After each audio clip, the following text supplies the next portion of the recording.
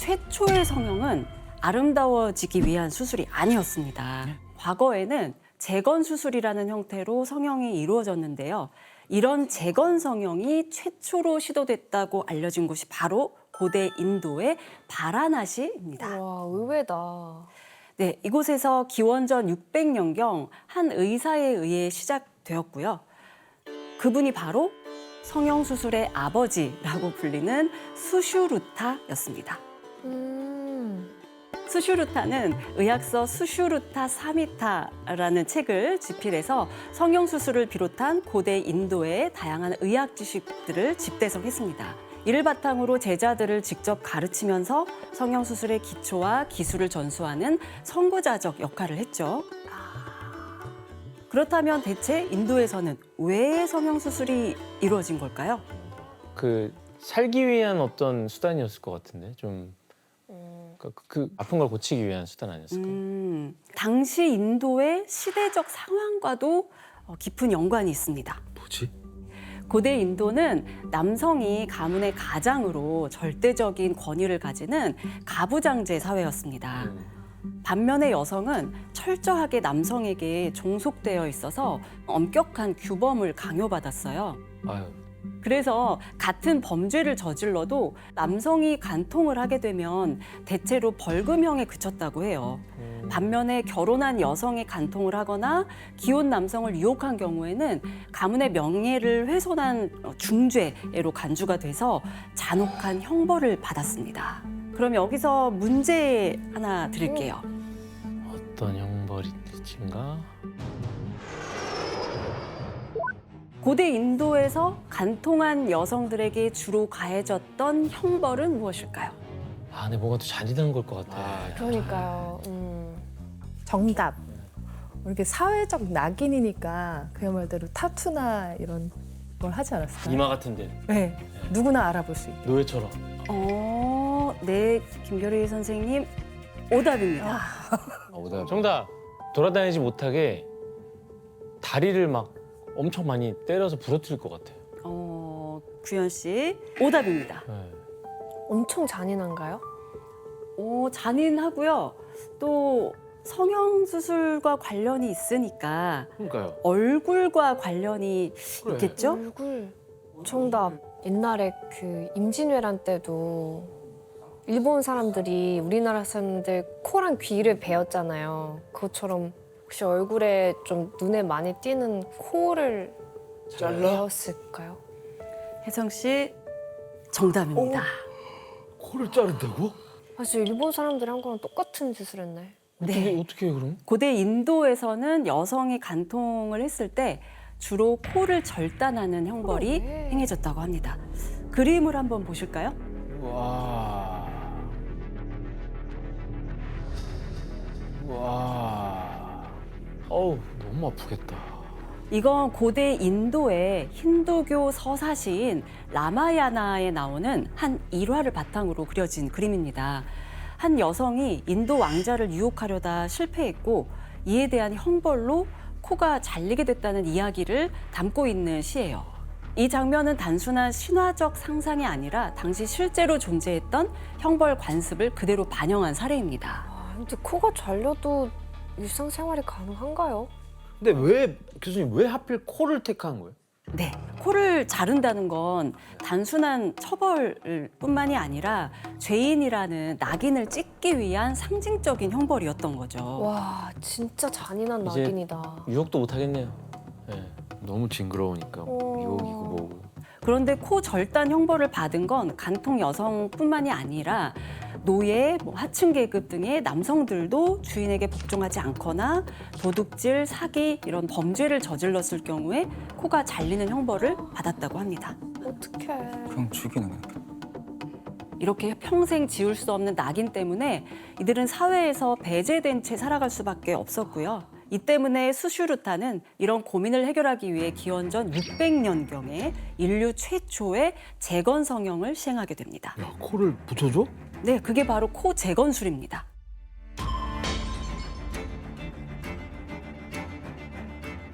아니 잘린 코를 복원하는 거는 어떻게 할 수 있는 거예요? 과연 어떤 방법으로 수술을 했는지 살펴볼까요? 먼저 덮어야 할 코의 부분을 크기를 측정해야 한다. 그런 다음 필요한 크기의 피부 조각을 뺨에서 절개를 해 떼어낸다. 이때 일부는 뺨에 연결된 채로 남겨두고 이를 뒤집어 코를 덮도록 한다. 에? 뭐야? 야, 너무 아플 것 같아. 그리고 수슈르타는 콧구멍이 막히지 않도록 동그란 형태의 식물 줄기를 콧구멍에 삽입해서 숨구멍을 확보하고요. 코 형태를 유지하도록 했습니다. 이 기술은 인도에서 오랜 시간 계승되면서 뺨뿐만 아니라 이마의 피부를 활용하는 방식으로도 발전하게 됩니다.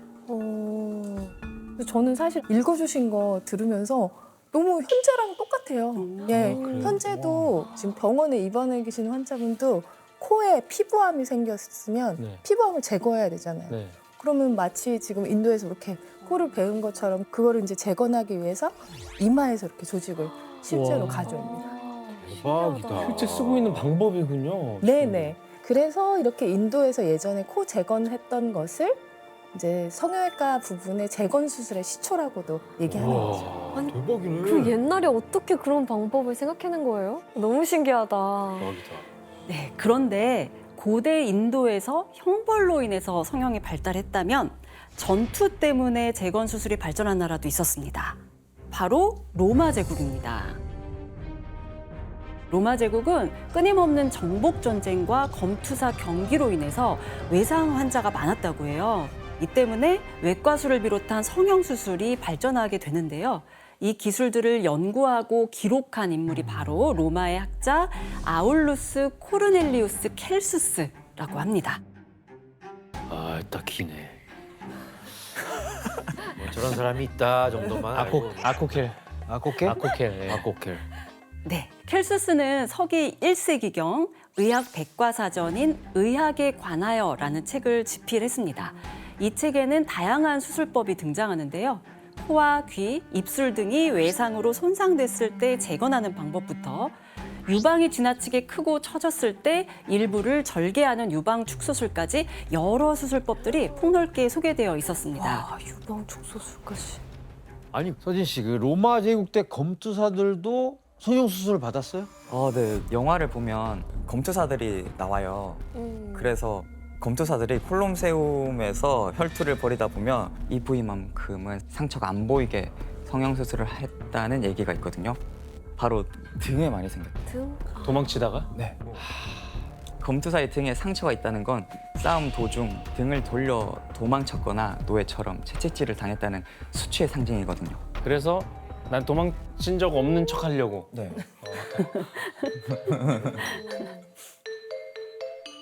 하지만 로마 제국의 성형 수술에 대한 연구는 4세기경 예상치 못한 정체기를 맞이하게 됩니다. 사색이? 정책이? 네, 바로 로마 제국이 기독교를 공인하면서 외과술에 대한 관점이 완전히 바뀌었기 때문입니다. 예. 기독교의 영향이네요. 네, 기독교 세계관에 따르면 사람의 몸은 신이 만든 신성한 창조물이잖아요. 여기에 칼을 댄다는 것은 신에 대한 도전이자 불경한 행위로 간주가 됐고요. 이로 인해서 태부나 성형수술 같은 외과술은 모두 금지되게 됩니다. 와.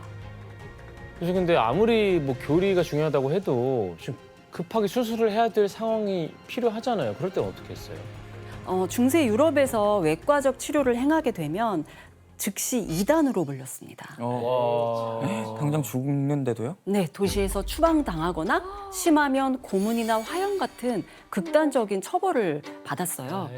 게다가 당시에는 마취나 무균이라는 개념조차 없었기 때문에 수술을 하면 대부분 목숨을 잃었습니다. 그렇겠네요, 진짜. 네, 이런 요소들이 외과술에 대한 공포와 거부감을 더 심화시켰습니다. 결국 중세 유럽에서는 성형을 포함한 외과술은 철저하게 외면당한 채 오랫동안 도태되게 됩니다. 아프면 안 되는 거야. 그래, 하지만 15세기에 이르면 유럽 전역에는 거대한 변혁의 바람이 불기 시작합니다. 당시 유럽은 끊임없는 전쟁과 열악한 위생 상태로 인해 전염병이 퍼지면서 수많은 사람들이 목숨을 잃게 됐습니다. 게다가 이 시기에 교회의 영향력도 점점 약해지면서 그동안 금기시되었던 성형수술과 외과술이 다시 주목을 받게 됩니다. 특히 1495년 프랑스 왕 샤를 8세가 세력 확장을 위해 이탈리아를 침공한 전쟁으로 인해 성형수술에 대한 필요성은 더욱 강조되게 됩니다. 그럼 여기서 문제 낼게요. 어떤 수술인가?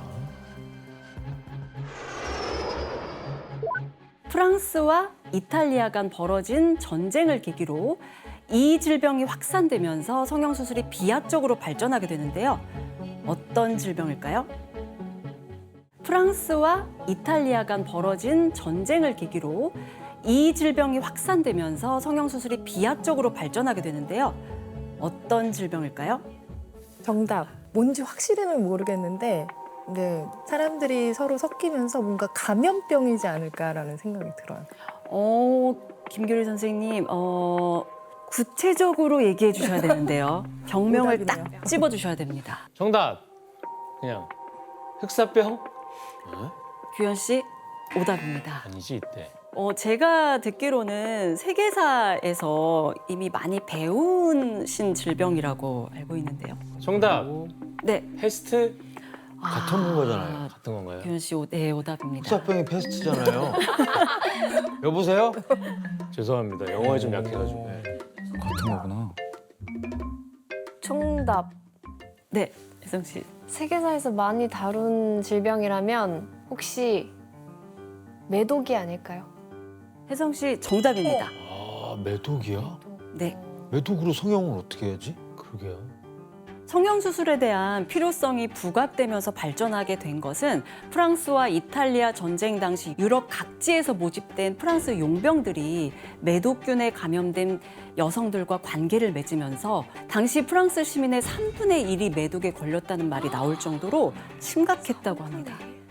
그렇다면 한번 증상을 사진을 통해 한번 살펴볼까요? 좀 무섭긴 하다.